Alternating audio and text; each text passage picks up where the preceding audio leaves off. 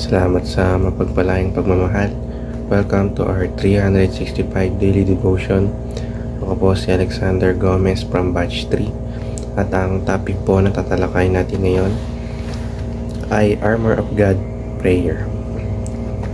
Ngayon po ang ating pag-aaralan ay tungkol sa Ephesians chapter 6 verse 18 at buksan po natin ang ating puso at isip sa magandang salita ng Diyos. Sinasabi dito sa verse na, "And pray in the Spirit on all occasions with all kinds of prayers and requests. With this in mind, be alert and always keep on praying for all the Lord's people." Or sa Tagalog, manalangin kayo sa lahat ng pagkakataon. Humiling at sumamo sa patnubay ng Espiritu. Lagi kayong maging handa at patuloy na ipanalangin ang lahat ng hinirang ng Diyos. Ang verse na ito ay tungkol sa sinasabi nating prayer at parte pa rin po ito ng ating armor of God. Sinasabi sa verse na ito na mag-pray daw tayo, not just for ourselves but for others also. Sinasabi rin dito sa verse dito na mag-pray tayo, hindi lang tayo basta humihingi lang, kundi dapat tayo rin ay nagpapasalamat. Nanghihingi ng tawad at nagbibigay ng papuri sa Panginoon. Teaching number 1, prayers shakes the heavenly realms.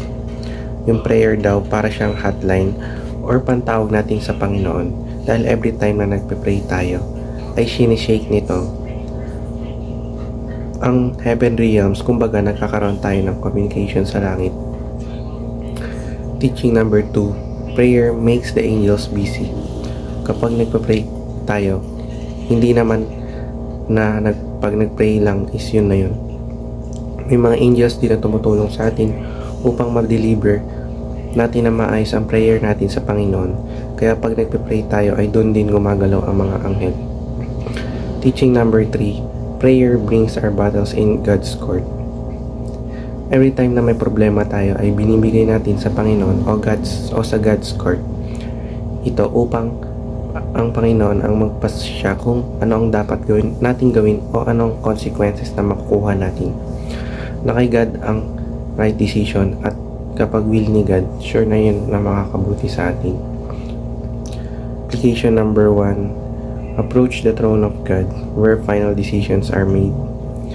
Kapag nagpe-pray tayo, ay i-approach natin ang throne of God dahil dito nagagawa ang lahat ng decision at dahil dito nanggagaling ang lahat ng verdict. Application number 2, appeal on behalf of the Lord's people.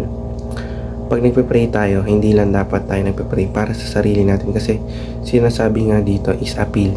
Ibig sabihin reconsideration. Kailangan hindi ka makasarili at dapat isipin mo rin ang mga tao sa paligid mo. Ipag-pray mo ang buhay nila na maging masagana at mapalapit sa Diyos. Application number 3, ask without ceasing using all kinds of prayers.